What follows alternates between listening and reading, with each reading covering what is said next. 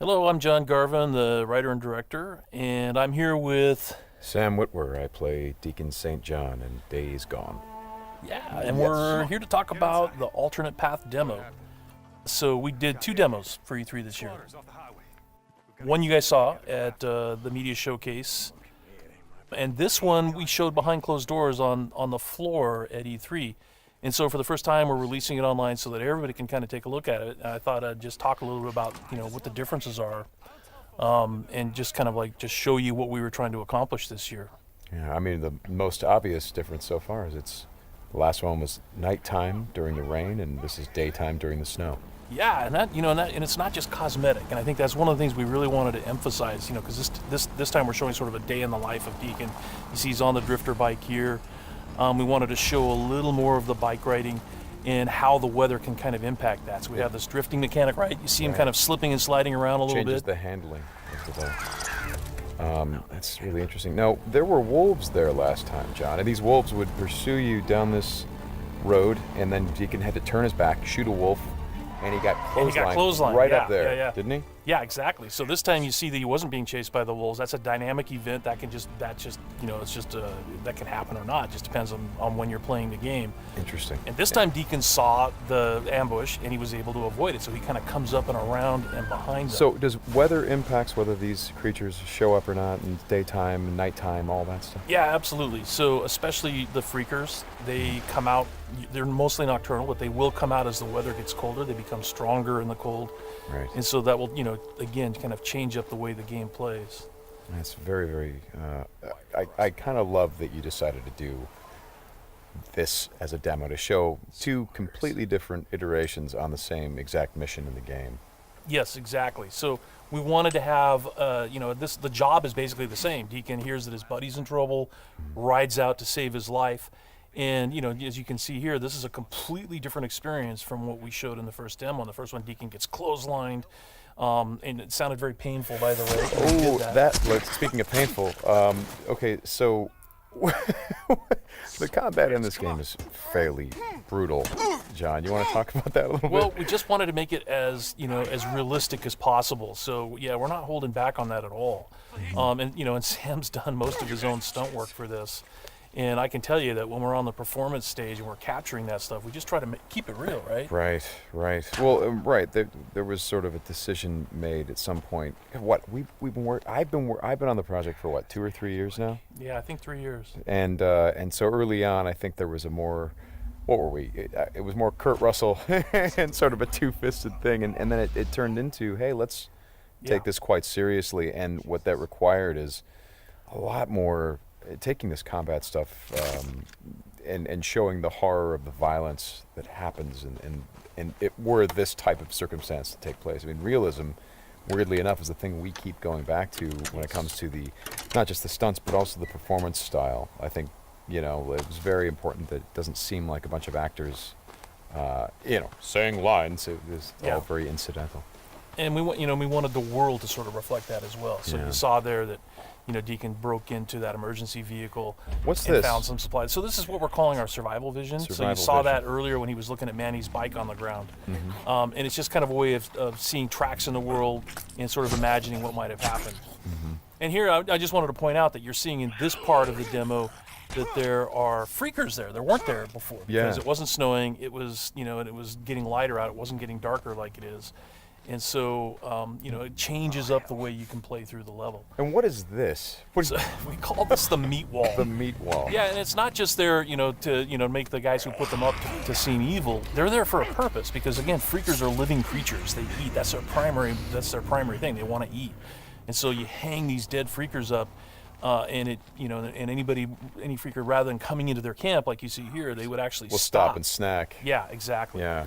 And then the same thing with this freaker that they've hung upside down. Mm-hmm. There's a bear trap underneath it, and they use that because a freaker will come, be attracted to the meat, and then hit that trap. Interesting. Another thing you just saw, by the way, is that tin can. The tin can trap that you that's an alarm that the marauders will put up. And this is, again, some of the things that marauder camps just do. And you find these marauder camps throughout the world. You'll find traps like that, and then if you're careful and you're paying attention, you can avoid them. Because in the first demo, Deacon didn't avoid it, and he set off that alarm. Right. Now this is the same tactic that he used last time. Throws the rock to get someone to lure him over and have him step in the bear trap. But this one plays out a little bit differently than last time. One of the things that struck me, and we've talked about this obviously as we've shot, but there's an effort of the other Marauders to get this guy to shut up, and he won't. Yeah, and so in the first demo, Deacon's heading on down the trail, and you can hear that happening behind him. Right. And this time we're showing what happened. So, he's watching everybody react to this poor guy trapped in the in that bear trap, and she just is like, shut up, shut up, shut up, and then just loses it and shoots the guy. Right. Right. And of course, in the meantime, Deacon is crafting a Molotov and just takes them all out. Right. Oh boy, that's good. Ow. Ow. So again, it's like in the previous demo, Deacon would have gone off to the trail down to the right.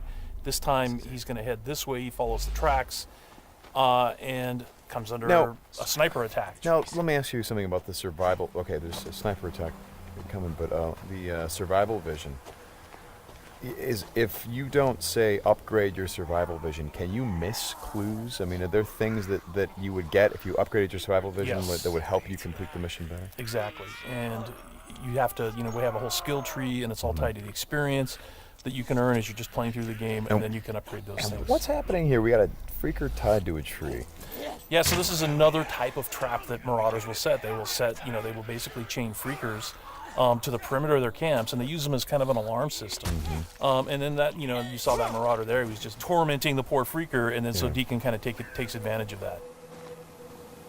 Well, and you think for a moment that Deacon is the guy, he's sort of helping the freaker by, getting the guy that taunted him. Is like, no, and then he's going to take the freaker out right afterward. Exactly. And this is a bit of silent sniping using the crossbow. Yeah, so this whole sequence at the end plays out very differently. In the first demo, you saw Deacon use a swarm. He weaponized a swarm, lured them into the camp, and then they kind of did the work for him. There's no swarm in this run-through. Right. So the player really has to go in and use what we're calling our strategic sandbox combat, and that's just, stealth mechanics and setting and using traps, whole arsenal of weapons. You see there's a variety of weapons that Deacon's going to use through this, including the crossbow. He crafts his own bolts. And he's got to figure out how to get up to Manny, just using his combat skills instead of doing it strategically. So straighten me out. Those bonfires, were those there in the previous demo? No, they weren't. Right. So that's another big difference. Is that if you come here during the day, it's like in the media showcase demo, there was like kind of a fight club thing going on. Right. They were punching each other, and everybody was just sort of getting into it. Nobody's really paying attention to what's going on. Yeah. And now it's getting dark and it's cold out. So they've built these bonfires. So. And again, it's not just a cosmetic change in the way the... Well, it's cold, right? Yeah, it's because it's cold. They have to build some... So it changes the way the Marauders behave in the level. Mm-hmm. Well, that's very... Again, this is part of the reason why I love that you did this as a demo, because the behavior of all of these things, not just the freakers, but the Marauders, everything, there's a logic to it. You can track why they're doing the things that they're doing. And you can use it to your advantage in the gameplay. That's kind of what I like about this so much.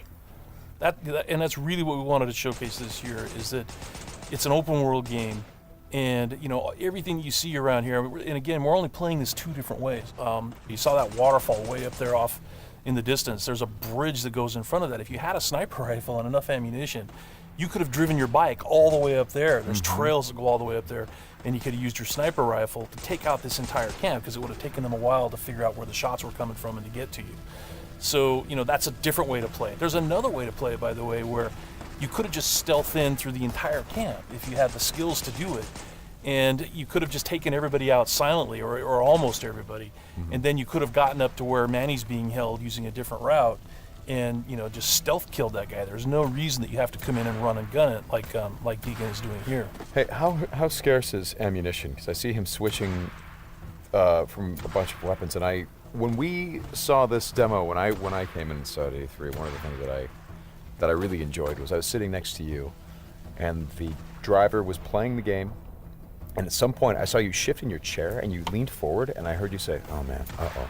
And I'm like, whoa, what's going on? He's like, he's going to get killed. I'm like, whoa, oh. And I leaned forward. I was like, oh, I guess there's some real danger. And one of the things was that he was running out of ammunition. And he was trying to go pick up ammo from the dead he was looking for Marauders. ammo, But but he I've was seen, under fire. so when we were at E3, we had a whole team with us, and everybody played it slightly differently. So it just shows you that it's not scripted at all. Yeah. And then this Rager bear. Oh yeah, boy. the infected bear. The infected bear. That's, yeah. That's not what you want to see. Well, we thought that would be a good way to end the demo, is to show that it's just one, for Deacon's life. It's just one darn thing after another. Yeah. Right? You're going to save your buddy. You get clotheslined, you get attacked by wolves, or you think you're finally done. You rescued you've gone through all this stuff, and then suddenly, Rager Bear. Right. Well, as you said to me, it's not just about exploring an open world, as it is the open world coming after you, the open world seeking you out, trying to. Yeah, exactly. That's our tagline. In Days Gone, you don't have to go seeking out trouble. The world comes for you. Trouble's looking for you. All right, Sam. Thanks a lot. Thanks, John. It's been fun, and I hope you guys enjoy the demo, and we'll talk more about it soon.